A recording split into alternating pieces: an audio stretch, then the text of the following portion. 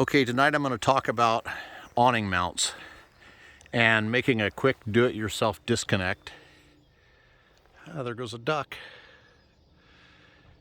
And what I did. Now, I've got an ARB awning, 2500 for this, and I want it to quick disconnect so I can put it in the shed or I can swap sides because I've done mounts on both sides. Now this thing I'd bought some awning mounts from Ironman 4x4 and they were okay other than they rattled and they were expensive, and they spaced the awning out, I think it's 2.5 inches out away from the top. And the problem with that is if you're going through anything tight on a tight road, well, your awning's sticking out 2.5 inches more. And we found that when you're sitting under the awning in the rain, there's quite a little bit of rain gets down between the Jeep and the awning. So to get rid of that, I bought myself some thin wall 1.5 inch heat shrink tubing. And the heat shrink tubing is really easy to work with as long as you have a heat gun. You just cut it to length, slide it on, and turn the gun on. Move the gun around and it shrinks right up onto here. The awning mount brackets that Ursa Minor gives you, the new ones have a bolt hole in the bottom, and I used a 1/4 inch button head stainless steel bolt, and it's half inch long, and I got a stainless steel nut for it too, and I put it through there, and that's my stop to stop the awning when it reaches that point. Now you could possibly just slide it all the way down, that would be okay, except if you're too tall, that gets in the way. And also I've got some porch lights I've run, and so I didn't want it landing on them. So I use the bolts. Now the earlier ones, like this side over here is an earlier one, and I just, let's see here if I can focus. I cut some aluminum strap and I shrink wrapped it in, and it's the stop. So it just essentially made it thicker to where the awning can't slide down any further. So that's pretty much that in a nutshell. I did use a little bit of vinyl tape up at the top just to kind of stick it down because I noticed this stuff would kind of gape open a little bit.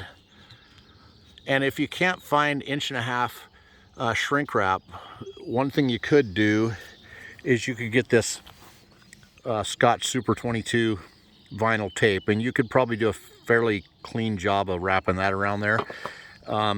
Basically all it's going to do is it's just going to take the rattle out and keep the awning from getting scratched up by the mounts, and the mounts from getting scratched up by the awning. Now for these, in my area, I found some aluminum strap at the hardware store. And if you can found something 3 inches wide, it would be perfect, but I could only find 1.5 inches here because I'm really pretty rural. So I bought the 1.5 inches. I used 2 pieces, and I drilled it 3 inches apart.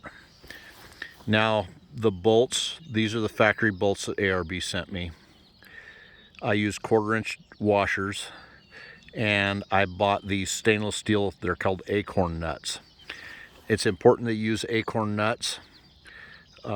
These will keep, when your top comes down, it will hit this if you're not just perfectly lined up because you're so tight to the Jeep. So these will keep your seal from getting ripped. So these are kind of a necessity. And you know, they're probably $1 a piece, but they're worth it. And when I got them how I wanted them and got everything situated exactly how I wanted, I took every nut off one at a time and I put some blue Loctite on them to hold them in place. So you notice I don't have a lock washer, I just use a little Loctite. These are 3 inches apart, like I said, and they're a little wider than they need to be for 1/4 inch washers, but I wanted a little bit of play so I could lift one end off to get my top unlatched, or some discrepancies between the awning mounts on the passenger and driver side. So I just kind of put these on, I got them to where I wanted them, cinched them up, moved them to the other side, made sure they'd work on both sides, and then we were good to go.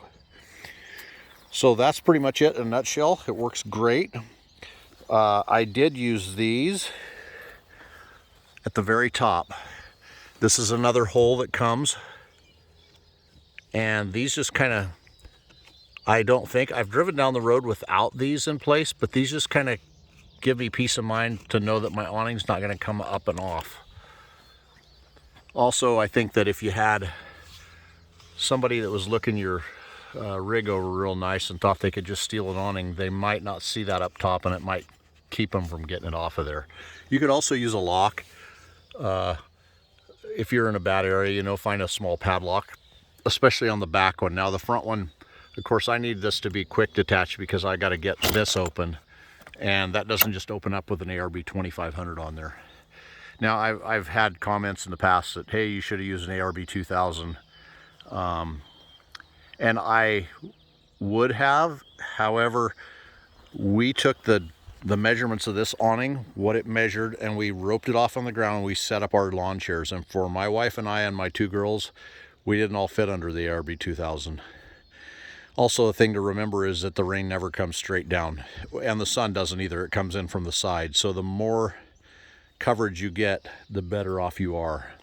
So there you go. I hope it gave you some ideas. You might want to copy that. It's been good for 2 months now I've had it, and I've been running the awning on there the whole time, rattling around, and it's not showed any signs of weakening or anything, and it doesn't make a lot of noise up there, and we're liking it. So there you go. If you have a little inspiration on this, or maybe modified it in some way and figured out something better, let me know in the comments. Thanks for watching the video.